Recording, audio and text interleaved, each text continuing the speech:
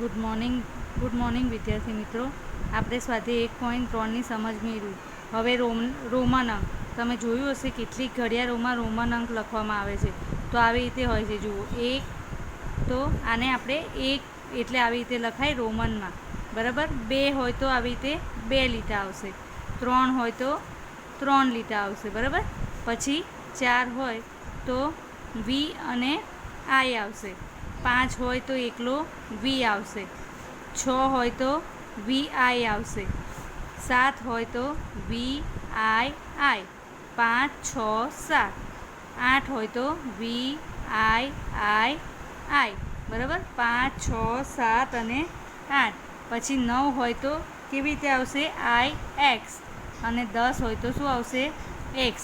આવી રીતે 1થી 100ના અંક હું તમને ફોટો પાડીને મોકલીશ, એ તમારે એમાંથી લખવાના છે, બરાબર. પછી તમને આવી રીતે આપ્યું હોય કે 73નો રોમન અંક લખો, બરાબર. તો આપણે એવું થાય ને કે 70 + 3, તો 70નો રોમન અંક શું થાય? એલ એટલે 50 થાય, બરાબર. પછી એક્સ એટલે 10 થાય, એટલે 50, 60, 70. પછી વત્તા અને 3 એટલે આપણે શું થશે? 3 લીટા, બરાબર. એટલે શું થશે? 50, 60, 70, 70 ને 3, 73. તો આપણે એને કેવી રીતે લખીશું રોમન અંકમાં? આ 73ને રોમનમાં આવી રીતે લખાય, બરાબર. એટલે આપણું આ ચેપ્ટર્સ અહીંયા પ્રકરણ 1 પૂરું થાય છે. હવે પ્રકરણ 2 સમજીશું. એનું નામ છે પૂર્ણ સંખ્યાઓ, બરાબર. પ્રકરણ 2 આપ્યું છે પૂર્ણ સંખ્યાઓ. તો પૂર્ણ સંખ્યાઓ આપણે કહીએ ને 1, 2, 3, 4, એ ગણતરીની સંખ્યાઓ કહેવાય. 1, 2, 3, 4 આપણે એને શું કહીએ? પ્રાકૃતિક સંખ્યાઓ પણ કહીએ છીએ. તો સૌથી નાની પ્રાકૃતિક સંખ્યા કઈ છે? 1 છે, બરાબર. પ્રાકૃતિક સંખ્યાઓ અનંત છે, જો અનંત સુધી વિસ્તરેલી છે, એટલે એની કોઈ જ મોટી સંખ્યા છે નહીં. તમને એમ કે સૌથી નાની પ્રાકૃતિક સંખ્યા તો આપણે 1 કહીએ, પણ સૌથી મોટી પ્રાકૃતિક સંખ્યા મળશે નહીં. કેમ? કારણ કે તે અનંત સુધી વિસ્તરેલી છે. પ્રાકૃતિક સંખ્યાઓના સમૂહને n સંકેત વડે દર્શાવાય છે. આપણે એને n સંકેત વડે દર્શાવીશું. પહેલાંની અને પછીની સંખ્યા, બરાબર. પહેલાંની અને પછીની સંખ્યા આપણે આગળના ધોરણમાં શીખ્યા કે પહેલાંની સંખ્યા શોધવી હોય અને પછીની સંખ્યા શોધવી હોય તો શું કરવાનું? તો જુઓ, પહેલાંની સંખ્યા શોધવી હોય તો શું કરશું આપણે? કે જે સંખ્યા તમને આપી છે ને એમાંથી તમે શું કરી દેશો? 1 બાદ કરી દેશો. ધારો કે 9 છે, તો 9 પહેલાંની સંખ્યા મારે શોધવી હોય તો હું શું કરીશ? 9માંથી 1 આપણે બાદ કરી દઈએ, એટલે શું આવશે? 8. એવી રીતે પછીની સંખ્યા, તો પછીની સંખ્યા શોધવામાં શું કરવાનું? કે જે સંખ્યા આપી છે એમાં 1 ઉમેરી દેવાનો. એટલે 9 છે, 9 પછી કેટલા આવે? તો 9 + 1 કરીએ એટલે આપણને શું મળશે? 10, બરાબર. પહેલાંની અને પછીની સંખ્યા, પહેલાંની સંખ્યા શોધવા માટે 1 માઇનસ કરો અને પછીની સંખ્યા શોધવા માટે 1 પ્લસ કરો. હવે આપણે શીખીએ પૂર્ણ સંખ્યા, બરાબર. તો પૂર્ણ સંખ્યા, તો સૌથી નાની પૂર્ણ સંખ્યા કઈ છે? 0, બરાબર. 0થી શરૂ થાય. 0, 1, 2, 3, 4 એ બધી પૂર્ણ સંખ્યાઓ કહેવાય. એવી રીતે પ્રાકૃતિક સંખ્યાની જેમ પૂર્ણ સંખ્યાઓ પણ કેવી છે? અસંખ્ય છે. એટલે એમાં પણ સૌથી મોટી પૂર્ણ સંખ્યા મળે નહીં. આપણે જેમ પ્રાકૃતિક સંખ્યા માટે n સંકેત વાપર્યો, એમ પૂર્ણ સંખ્યાઓ માટે કયો સંકેત વાપરીશું? W, બરાબર. હવે સ્વાધ્યાય 2.1થી શરૂઆત કરીએ.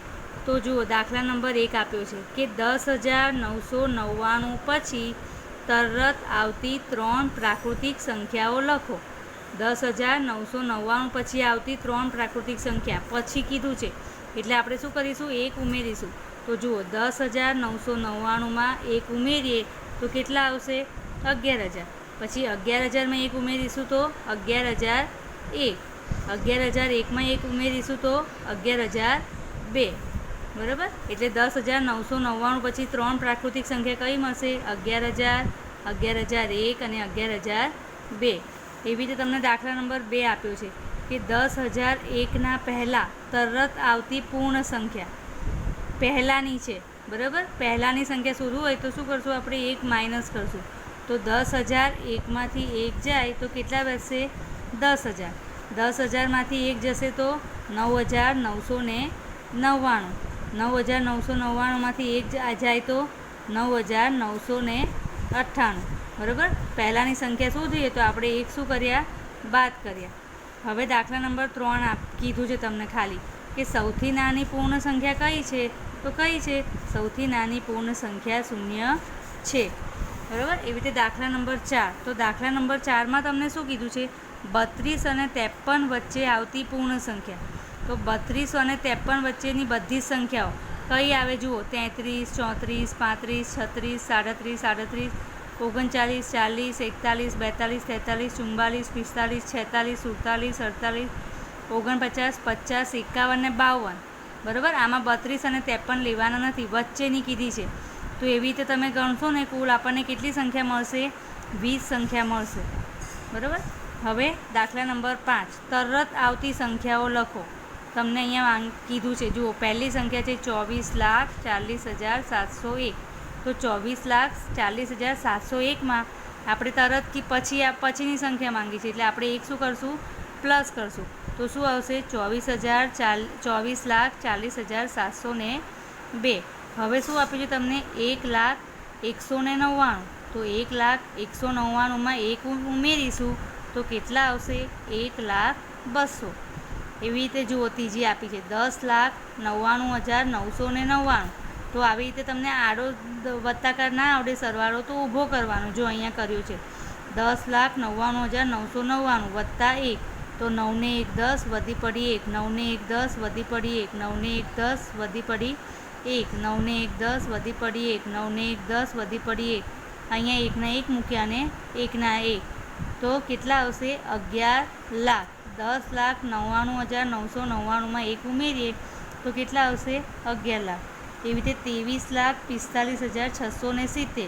તો 23,45,670માં 1 ઉમેરીએ તો કેટલા આવશે, 23,45,671. બરાબર. હવે તમને આપી છે સંખ્યાઓની પહેલાં, તરત પહેલાંની સંખ્યા લખો. દાખલા નંબર 6માં તમને શું આપ્યું છે, સંખ્યાઓની તરત પહેલાંની સંખ્યા લખો. તો 94. તો 94માંથી 1 બાદ કરું પહેલાંની, એટલે આપણે 1 શું કરશું, બાદ કરશું. તો 94 ઓછા 1 એટલે કેટલા થશે, 93. હવે 10,000. બીજી આપી છે 10,000. તો 10,000માંથી 1 જાય તો કેટલા રહેશે, 9,999. હવે 2,08,090. તો 2,08,090 એમાંથી આપણે 1 બાદ કરીએ તો કેટલા રહે, પાછળની સંખ્યાઓ જોઈ લેવાની. 90 છે તો એમાંથી 1 બાદ કરીએ એટલે શું થશે, 89.